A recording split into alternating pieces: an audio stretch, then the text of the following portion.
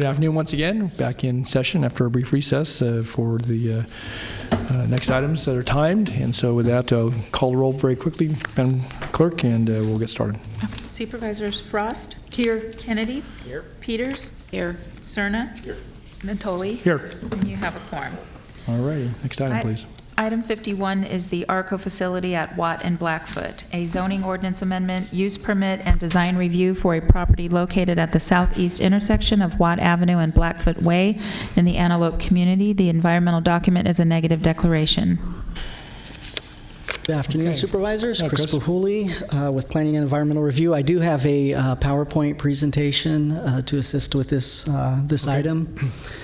On August 8th, 2017, the board held a public hearing on the project and remanded the project back to the Planning Commission for consideration of additional prohibited uses in the rezone ordinance originally approved in 1998 and modifications to the conditions of approval relating to lighting, security cameras, noise, and securing the proposed car wash after hours.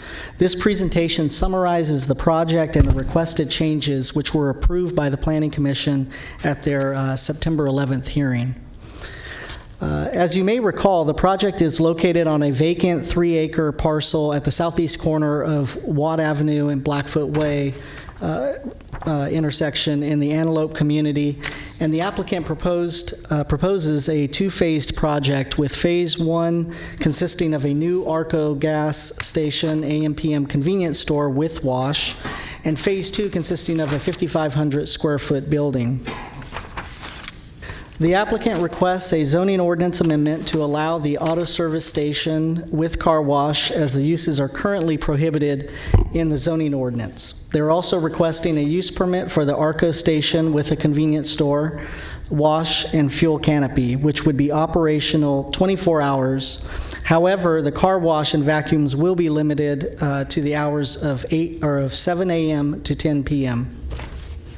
As a reminder, here is the site plan for the project illustrating the layout of the project and the two phases. I'll briefly go over the changes made to the project since it was last considered by the board. Following the board's August 8th hearing, the following prohibited uses were added to Attachment A of the zoning ordinance: additional convenience stores, tobacco store, hookah lounges, check cashing, thrift stores, and adult stores.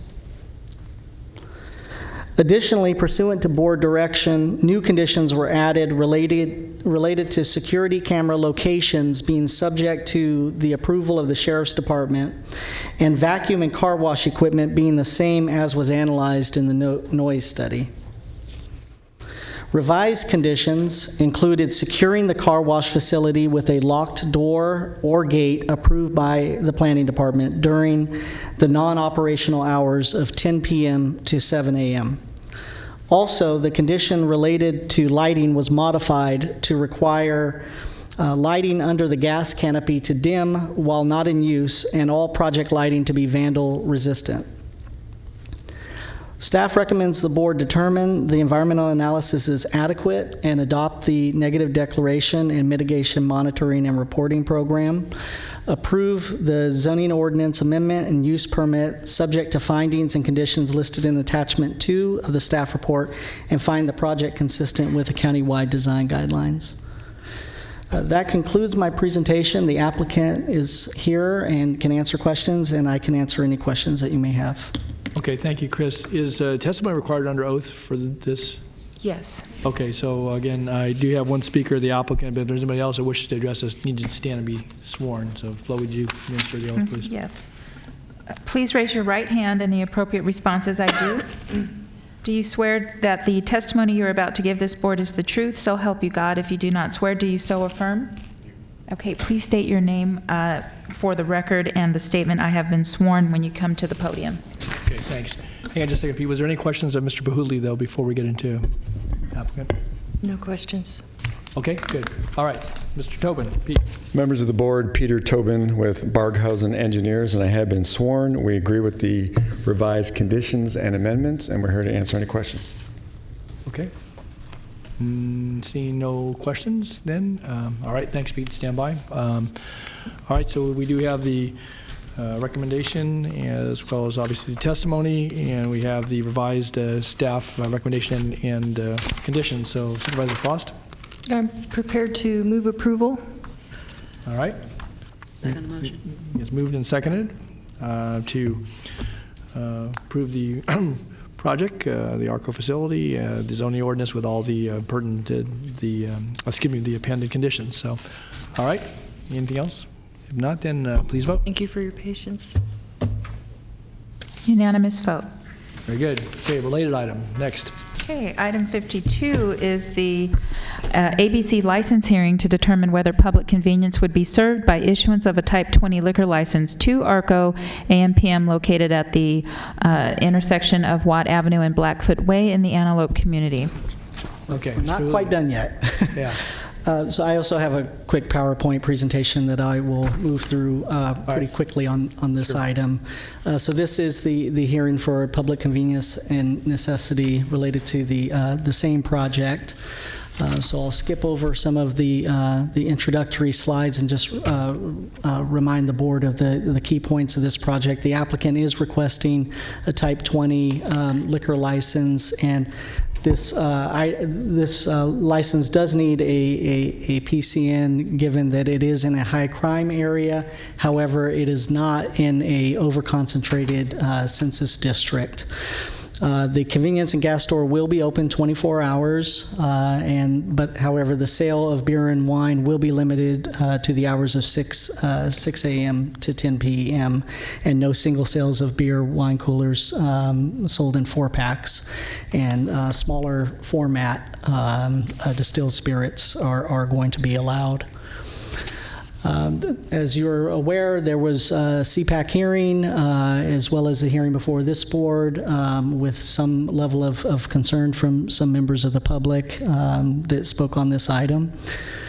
And ultimately, the CPAC did recommend support of this PCN request. The Sheriff's Department does support the request if the conditions that they've recommended are included. Therefore, staff is recommending approval of the PCN request. Move staff's recommendation.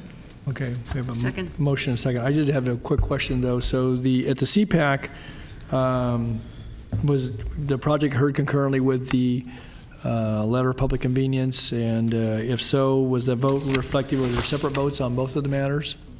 I believe it was heard at the same time. Was there a separate vote? I don't believe there was a separate vote. So the 3-2 vote for the project reflected project as well as PCN? So That's my understanding. okay. I guess just for future, if someone can make sure that's clear, that if they do that, because it wasn't clear to me reading the summary, I know we had discussion last time about the project, which we just heard a moment ago and approved, but I wanted to be sure, because sometimes people can be supportive of the actual use versus the sale of alcoholic beverages, and so I think it needs, that distinction for going forward ought to be clear, so thanks. Okay, no one's time to speak. Anyone wish to address this item? All right. Mr. Tobin, you don't feel necessary on this item? What? For the record, Peter Tobin with Barghausen Engineers, and I have been sworn, and we also agree with the conditions associated with the PCN. Okay, very good. Okay, nothing further then. Noting that, please vote. Unanimous vote. All right, very good. Okay, that go to the 245 item. The next item is for 315? Yes. Okay, we'll do a stop-start here today, so. All right, with that then, unless there's any other items, no other off-agenda speakers at this juncture? I have not received anything. All right, so then we will, again, go to recess until 3:15.